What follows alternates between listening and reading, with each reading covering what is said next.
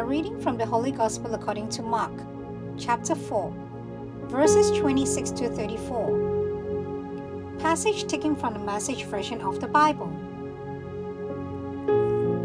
Then Jesus said, God's kingdom is like seed thrown on a field by a man who then goes to bed and forgets about it.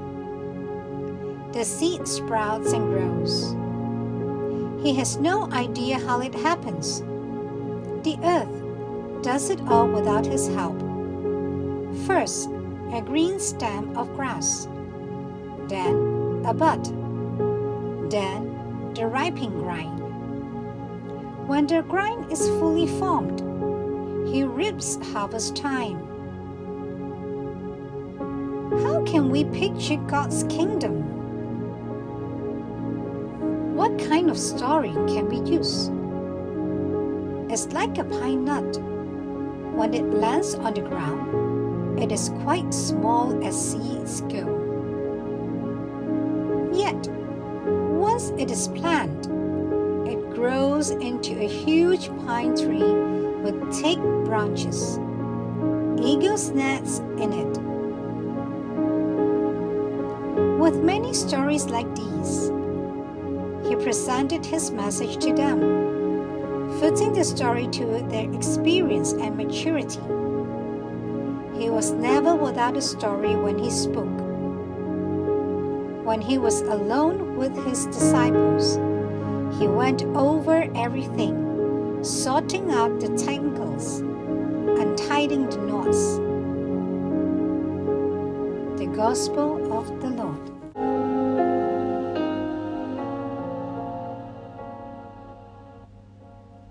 Reflections on the Gospel according to St. Mark, chapter 4, verses 26 to 34.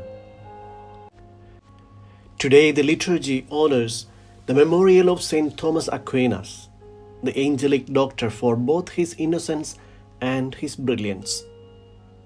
He is also remembered in the Catholic Church for his mystical graces and his profound devotion to the Eucharist.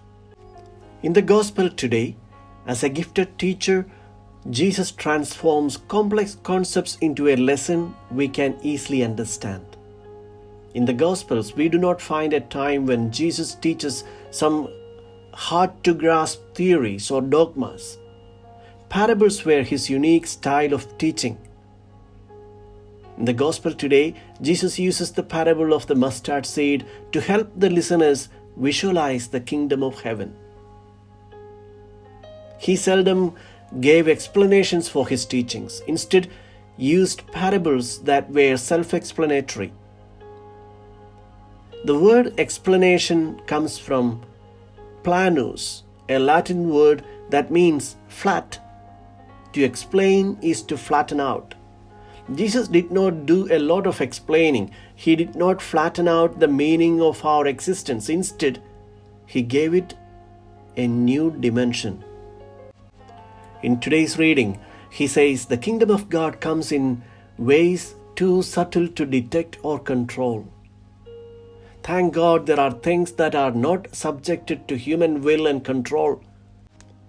When you pick up the Bible today to read, use the word presence in the place of kingdom.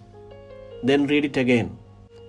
Then it would read like, the presence of God is as if someone would scatter seed on the ground and would sleep and rise night and day, and the seed would sprout and grow. He does not know how. The seeds of awareness of God are innate in us, in everyone.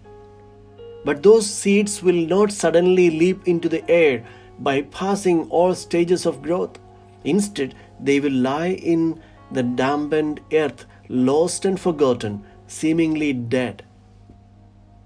But the miracle of life is happening there where no one can see and no one can understand or explain. Then the most vulnerable part appears just above the ground. It has no defenses. It doesn't find itself in a glass house. It is exposed to everything that could happen to it.